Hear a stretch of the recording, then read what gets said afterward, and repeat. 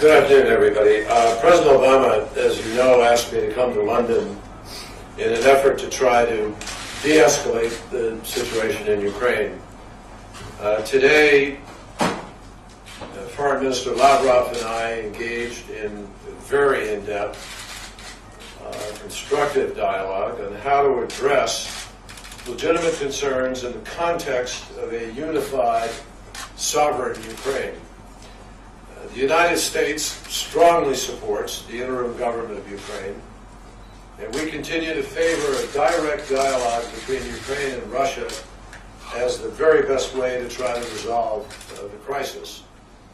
I came here in good faith with constructive ideas, which we did put forward on behalf of President Obama in order to try to restore and respect the sovereignty and territorial integrity of Ukraine while addressing at the same time Russia's legitimate concerns. Foreign Minister Lavrov and I talked for a good 6 hours, and the conversation was very direct, very candid, frank, and I say constructive because we really dug into all of Russia's perceptions, their narrative, our perceptions, and the differences between us. I presented a number of ideas on behalf of the President, which we believe absolutely could provide a path forward for all the parties. However, after much discussion, the Foreign Minister made it clear that President Putin is not prepared to make any decision regarding Ukraine until after the referendum on Sunday. The United States' position on that referendum, I must say, is clear, and it's clear today. We believe the referendum is contrary to the Constitution of Ukraine, is contrary to international law, is in violation of that law, and we believe it is illegitimate. And as the President put it, illegal under the Ukrainian Constitution. Neither we nor the international community will recognize the results of this referendum. And we also remain deeply concerned about the large deployments of Russian forces in Crimea and along the eastern border with Russia, as well as the continuing provocations and some of the hooliganism of young people who have been attracted to cross the border and come into the east, as well as some of those who've lived there. I was clear with Foreign Minister Lavrov that the President has made it clear there will be consequences if Russia does not find a way to change course. And we don't say that as a threat. We say that as a direct consequence of the choices that Russia may or may not choose to make here. If Russia does establish facts on the ground that increase tensions or that threaten the Ukrainian people, then obviously that will beg an even greater response, and there will be costs. President Obama and I could not be more convinced that there is a better way for Russia to pursue legitimate interests in Ukraine. We believe it is not insignificant that we acknowledge there are legitimate interests. Historical, cultural, current strategic. These are real interests. And I think all of us who are joined together in the EU and extended contact group understand those interests and are prepared to respect them. But that requires also that Russia would respect the multilateral structure that has guided our actions since World War II, and the need for all of us to try to resolve this challenge and to meet those interests through the international multilateral legal norms which should guide all of our behavior. Foreign Minister Lavrov and I talked about that, and we talked about the other options that are available. Options of dialogue, options of various contact meetings that could take place, options of international legal remedy, options of joint multilateral efforts that would protect minorities, UN options, international human rights organization options, many options for the ways in which any challenges to the safety or security or rights of people could be addressed. We are certainly prepared to join in an effort to protect those rights, whether they be the rights of Ukrainian living in the West, a Ukrainian living in the East, somebody of Russian language and Russian descent who might feel threatened. All minorities, all people should be protected. Foreign Minister Lavrov and I agreed that we are going to stay in touch in the next days on Ukraine, as well as on the other issues of concern which we are working on, Syria, Iran, and other challenges of mutual concern. Before I close, I just want to reiterate what President Obama said in the Oval Office on Wednesday when he visited with Ukrainian Prime Minister Arseniy Yatsenyuk. The United States stands with the people of Ukraine in their desire to make their own choices about their future and to be able to live their lives in a unified, peaceful, stable, and democratic Ukraine. The President said clearly that is our only interest. That is what drives us. Not a larger strategy, nothing with respect to Russia directly. We are interested in the people of Ukraine having the opportunity to have their country's sovereignty and territorial integrity respected, as we would ask that to happen for any country.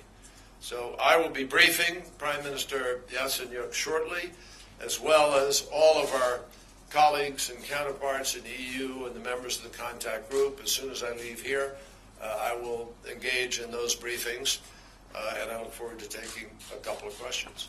The first question is from Michael Gordon of the New York Times.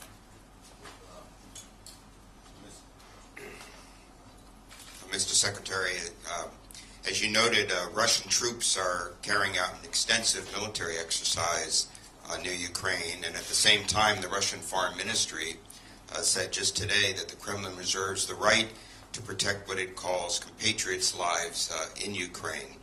Did you obtain a clear assurance from Mr. Lavrov that Russia would not use these forces to intervene in eastern Ukraine? What, as they have in Crimea, what did they say is the purpose of this exercise? And has Russia abided by its obligations to provide OSCE nations with timely and accurate information about the size of the exercise, the types of forces involved, the purpose of the exercise? Have they done that for this current exercise, and have they done that for the one immediate prior? Well, let me answer the second part of the question first. I don't know whether or not they've made that notification. I've been wrapped up in these talks, and I've been wrapped up in other talks. So I'm not aware of whether or not that notification was made. But I can tell you, indeed, we talked about these exercises, and we talked about the level of troops that are deployed, where they're deployed, what the purpose is. And I raised very clearly the increased anxiety that is created within Ukraine as a consequence of this. And we talked about one of the proposals that we made. I'm not going to go into all of them, but one of the proposals we made discussed the possibility of drawing all forces back, reducing these tensions, returning to barracks, having a freeze on those kinds of deployments while the diplomacy is working. I think, in fairness, that Foreign Minister Lavrov is going to report that proposal back to President Putin, as he will all of the proposals that we put on the table this afternoon. He's going to fly back, have that discussion with him. So the President will be well aware, President Putin, of all of the options that we've offered. But that was certainly one of the principal areas of discussion, is this increased tension created by these additional deployments in Crimea, as well as along the border of the east, and the need to try to reduce that kind of tension. And it's our hope that they will take those necessary steps. With respect to assurances, it's my understanding this afternoon that Foreign Minister Lavrov gave assurances publicly with respect to their intent. But, I think all of us would like to see actions, not words, that support the notion that people are moving in the opposite direction and, in fact, diminishing their presence. And I think right now, in this particular climate, given what has been happening, we really need to hear a more declarative policy in order to make clear where Russia is proceeding with respect to these troops and these exercises. Laura Jakes from AP. Thank you. Mr. Secretary, you said last week that Crimea is Ukraine. Foreign Minister Lavrov just told reporters that Crimea is more important to Russia than Falklands is to Britain. Given that, did you get any indication from Mr. Lavrov that Russia would not annex Crimea in the event of a vote to secede?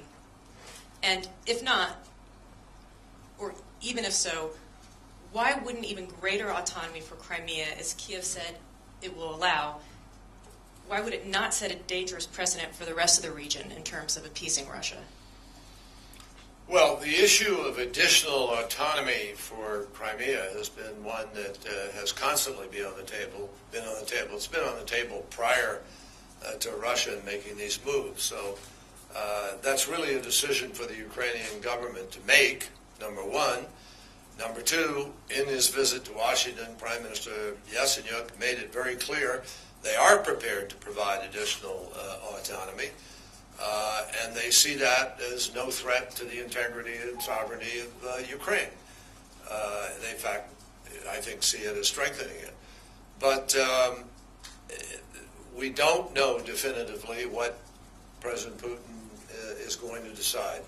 What was made clear today in the context of President Putin being unwilling to make any decisions regarding the next steps until the vote has been taken, what was made clear is that he has said that once that referendum vote is taken, he will make a decision with respect to what will happen. And I would say to him today, as I said to Foreign Minister Lavrov, that is a decision of enormous consequence with respect to the global community. We believe that a decision to move forward by Russia to ratify that vote officially within the Duma would in fact be a backdoor annexation of Crimea, and that it would be against international law and, frankly, fly in the face of every legitimate effort to try to reach out to Russia and others to say there is a different way to proceed to protect the interests of Crimeans, to protect Russia's interests, and to respect the integrity of Ukraine and the sovereignty of Ukraine.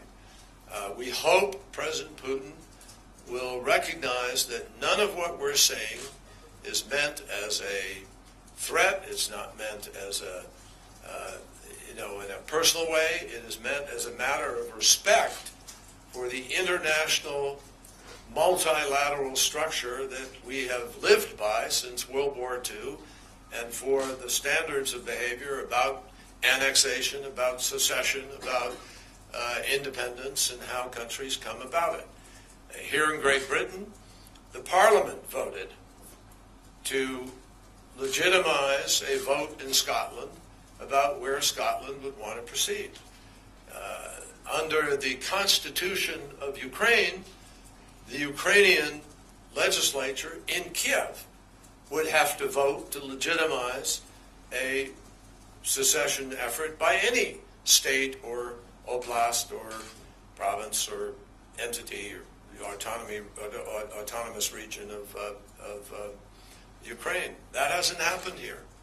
That's why this runs against the Constitution of Ukraine. So we very much hope that President Putin will hear that we are not trying to challenge Russia's rights or interests, its interest in protecting its people, its interest in its strategic position, its port agreement. None of those things are being threatened here. They can all be respected even as the integrity of Ukraine is respected. And we would hope that President Putin would see that there is a better way to address those concerns that he has that are legitimate, and we hope he will make that decision. He has decided not to make any other decision until that vote takes place on Sunday. The final question is from Joe Biddle of AFP. Thank you.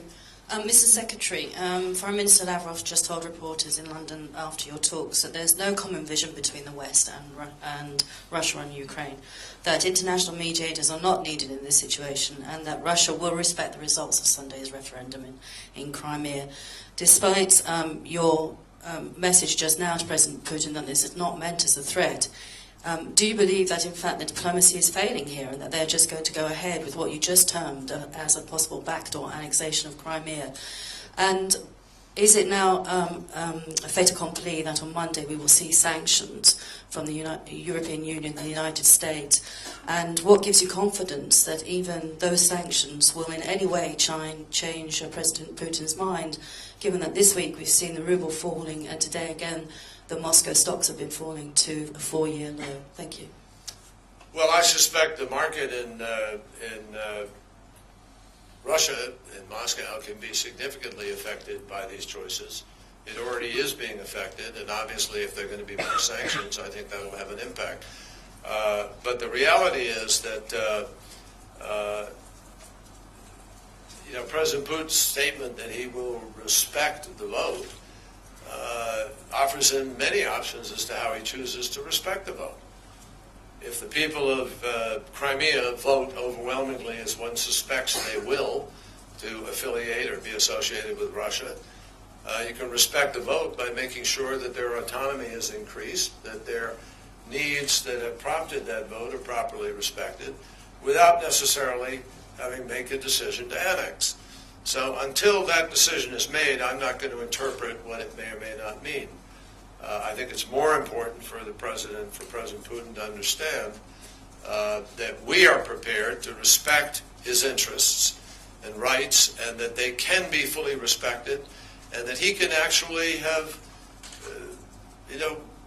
a claim to have served his purpose of protecting the people that he is interested in protecting by augmenting their rights and by asserting his prerogatives at the end of this effort.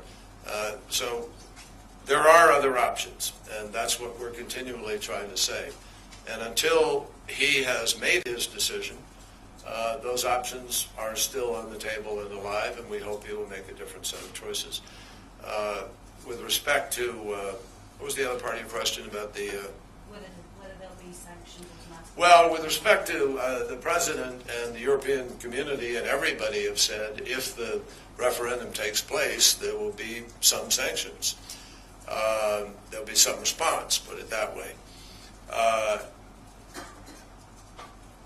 If there's greater diplomatic opportunity that could be pursued, and that is in fact on the table, then I'm confident whatever the response is would be calibrated accordingly.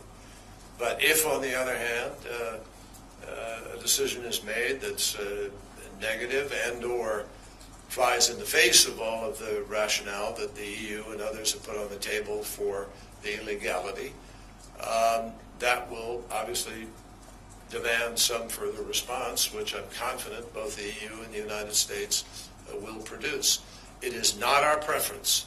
It is not where we want to go. It is not what we are choosing as a first choice.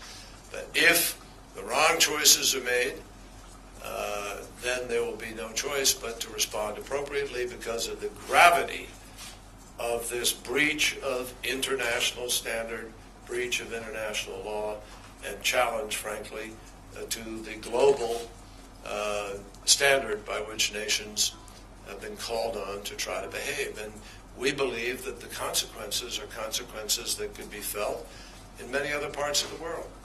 There are many places where people might take the wrong lesson from that, and I think many people are concerned about that.